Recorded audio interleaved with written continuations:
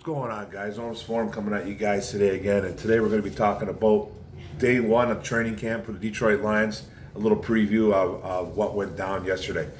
First thing I kind of noticed when I watched the video yesterday of this, noticed the 4 rules of Dan Campbell. Don't be late, keep your weight in check, don't disrespect your teammates, and don't disrespect this game. I love his philosophy on football. I love his approach. He's the old school guy. The more and more this guy speaks, just the more and more I just feel comfortable with him as our head coach. I know it's early. I don't want to be drinking that Kool-Aid. Obviously, I don't drink that Kool-Aid, but I just love his approach to the game. I love his philosophy. Now, training camp started off with some warm-ups, obviously, and the team started doing things called an exercise called up and downs. They're pretty much a burpee. If you don't know what those are, just Google or YouTube it. You can YouTube it and put exercise after, and you'll see what it is. It's something that your boy needs to do a little bit for sure. But Dan Campbell started doing up and downs or burpees with his team, and that is just awesome. That is something as a player you love to see. You love to see your coaches, especially your head coach, get involved with exercises and is just doing getting involved with the workouts. You know, like when I played football, I had a head coach that worked out with us in the gym, that had some coaches that used to do hills with us, run around the field. That is a sign of respect. It's a unity thing. Players do not, it goes unnoticed. You know what I mean? You always, it's like, wow. When you see, especially a head coach, when you see a head coach getting down and dirty, getting in the grind, it's a respect thing. That's how you win a locker room. That's exactly how you win a locker room. And Dan Campbell just needs to keep that up and keep that energy up, and he will have that locker room set. You know what I mean? It's a unity thing, and I love it. I just hope he keeps it up. Now, guys like Brockers just love stuff like that. Now, on to some things that went on the field. Amon-Ra St. Brown, the wide receiver rookie that we drafted out of USC, is impressing out there, quickly becoming a leader. St. Brown made a really nice, insane catch. It was a one-handed catch made by a coach in warm-ups.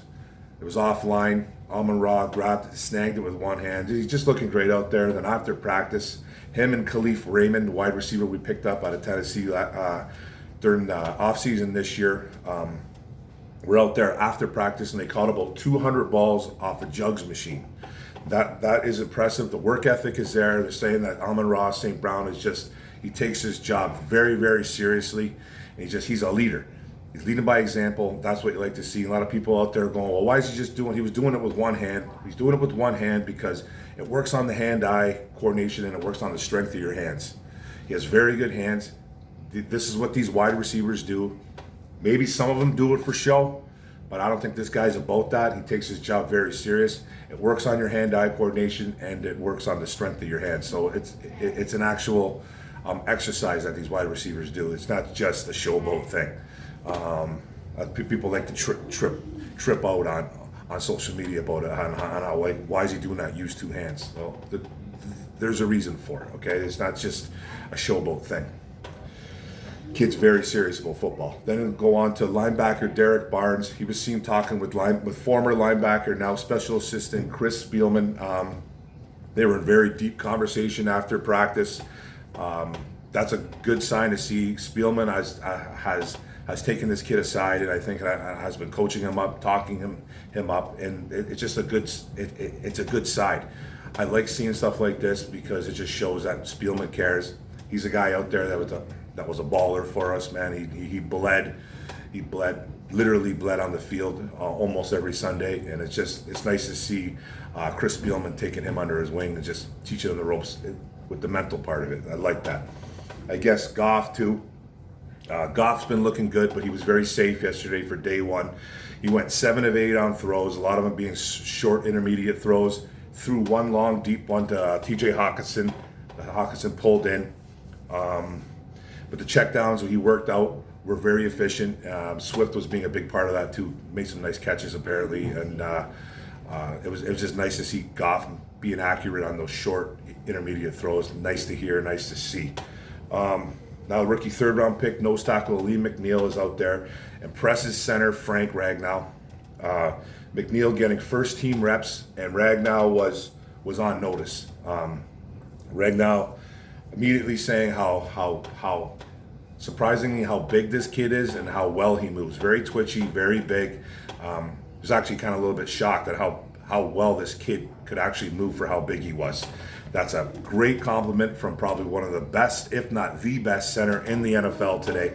And who better to learn off for McNeil than going up against Frank Ragnow every day? This is just going to make McNeil way better. It's going to improve his game dramatically. And Frank Ragnow is on notice now, and he's just going to get better. So him expect some big battles between Ragnow and McNeil coming up. I love it. McNeil being one of my favorite draft picks, by the way, just becoming more and more my favorite. Also, guys that we noticed that weren't on the field were guys like edge rusher Austin Bryant's on the PUP list, physically unable to perform. Wide receiver Javon McKinley on the NFI list, non-football injury list, and then linebacker Jalen Reeves-Maben, COVID, and then O-lineman Evan Heim, an undrafted free agent pickup that we picked up, COVID as well, and then another O-lineman Evan Brown, who plays some center, NFI too, non-football injury, did not suit up. Bryant was apparently running around on the sidelines, but we've seen this before. This kid is literally on the outside looking in. He could be gone in a few weeks if he doesn't get his act together. So yeah, he needs to get back on the field as soon as he can. Quentin Dunbar, the cornerback that we picked up from Seattle last year. He was a free agent. And then Quentin Dunbar played pretty well for Seattle the last couple of years. Hurt a lot last year though. Suited up, but was noticeably limping around. It had a full leg sleeve on his left leg, so it's something to keep an eye on about Quentin Dunbar. The O-line looked as advertised, apparently from left to right. Left tackle Taylor Decker, left guard Jonah Jackson, center Frank Ragnow, right guard Halapula Vaitai at right guard, and then the rookie Penei Sewell ended up at right tackle. Just what we all thought would happen. The one noticeable thing was that Tyrell Crosby was on the second unit, started the day off on day one at guard, then kicked it out to left and right tackle. Extremely versatile with this kid. So apparently the trade talks, from what I read, are still swirling around. He is one of the better swing tackles, now guard, in the NFL today. I don't know if the Lions really want to get rid of him, but he is a free agent next year, and I think for sure he will be going to greener pastures. He will be signing a deal somewhere to be either a starting guard or a starting tackle somewhere, probably right tackle, I would assume. So he might leave him. So he might leave for greener pastures, but you can get a comp pick maybe for him next year if he signs for big money. So, you know, the front office has some work to do there. If they can't get anything, I think less than they can get a third round and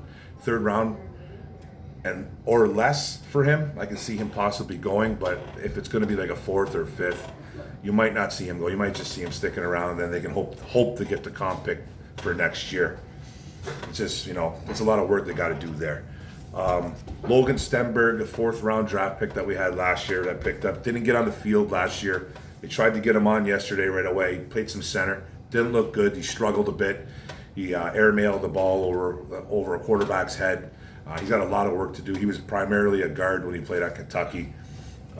So they're just trying to get this guy on the field, it seems like, and hopefully he wins a backup spot or wins outright a guard spot. So keep an eye on Logan Stenberg. Tim Boyle, the quarterback that we picked up from the Green Bay Packers, the backup to Aaron Rodgers. We picked him up in the offseason. Seems to have the early lead over David Blau right now to back up Jared Goff. But don't sleep on David Blau. I guess he had the prettiest ball of the day yesterday, where he threw a gorgeous pass down the left sideline. Geronimo Allison couldn't get to it, couldn't reel it in. So, but it was like, I guess it was the best ball. It was the prettiest ball of the day. So he just couldn't come up with it, Geronimo Allison, and I guess he's working really hard, David Blau, to become that number 2 behind Goff. Punt returners were guys like Khalif Raymond, Victor Bolden, and Tom Kennedy. Even St. Brown was in the mix there too as well, I guess. Raymond looks like he's the early front runner. I think we all kind of knew that. On to the defensive side, Romeo Okwara, Nick Williams, Aleem McNeil, the rookie, and Trey Flowers were getting more of the D-line work of the day. It seems like those guys were getting a lot of D-line work, and those four were just in and out all day. And then Jamie Collins and Alex Anzalone were the top two linebackers. Nobody else was really noticed. With Romeo Okwara and Julian Okwara and Trey Flowers getting some linebacker work in too as well, though. So it looks like they're trying to get the Okwara brothers in there at linebacker. Love hearing Julian's name. It's something that we need to keep an eye on. I think this kid's going to be special. He's a guy to keep an eye on, though. It's good to see Romeo and Flowers in there too, because they got to get their reps in there, because this is something a little bit more brand new for both of these guys to be playing linebacker more, especially Romeo. Romeo's been mainly in the dirt, with his hand in the dirt for his majority of his early NFL career. Flowers has done it a little bit more, but I think the better athlete's Romeo, obviously, but these guys need to get some reps in. Jeff Okudah and Amani Oruwariye were the top two cornerbacks of the day, with Corn Elder and Mike Ford in the slot. Kind of something we kind of predicted too as well. Keep an eye on Dunbar though, but Dunbar's a little bit banged up, limping around. But those were the top two corners that we thought, and those were pretty much the top two slot guys were Elder and Ford as well. So keep an eye on that. And then Tracy Walker and Will Harris man the safety positions. It's kind of predicted too as well that Tracy Walker and Will Harris will be the two safeties. Keep an eye on that as well too. The surprising move of the day that I thought was day one, obviously, so everybody, but they moved safety Godwin Igwebuike to running back. They moved him to running back. He hasn't played that since high school. He hasn't really played that since high school. He's a 4-star coming out of high school, a 4-star safety and running back, and he was a former safety in the NFL, but now he's in the running back room in Detroit. So we have Swift and Jamal Williams, obviously as the top two backs. That's in stone. To me, it looks like they're really trying to find that number 3 running back. We have Jamar Jefferson that we drafted in the 7th round out of Oregon State. They picked up Michael Warren on an undrafted free agent. They picked up Dedrick Mills as an undrafted free agent as well. Released Rakeem Boyd a little while ago. Now they got Igwebuike in there as a possible number 3 running back. So it looks like they're trying to find that number 3. Don't be shocked if they sign another running back. I think another running back could be signed. I don't know if this Todd Gurley thing has still got any weight to it, but don't be shocked if another running back comes in and one of these guys gets released, or two of these guys gets released. I think they're going to be looking for a number 3. I just don't know if they're comfortable in putting a 7th round rookie as that number 3 just yet, and that's okay. You know what? He can develop. He can learn through practice for a year or two on how to be an NFL running back. Don't be shocked if they sign another guy coming in soon. I'm telling you, I can just feel it, man. They're looking for a number 3. Just by this move alone, they're looking for that number 3 for sure. And it's not a knock on Jefferson. Don't think I'm knocking Jefferson. It's not. It's just that he needs time to develop into an NFL running back. And then you got Michael Warren and Dedrick Mills are literally hanging by a thread, probably. You know what I mean? They're undrafted guys. They're probably not getting a ton of reps. That's how it happens in the NFL. Guys that are low on the totem pole don't get a lot of reps, and then a lot of those guys get released.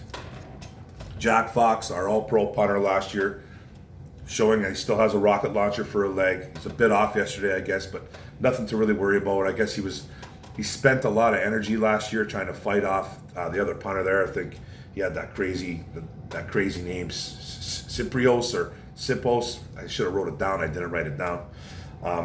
But he spent a lot of energy trying to fight that kid off last year, because that kid had a leg too. He won the job, Jack Fox. But this year he's gonna try and gear it down a little bit. He's gonna try and gear it down so he can conserve his energy for the season.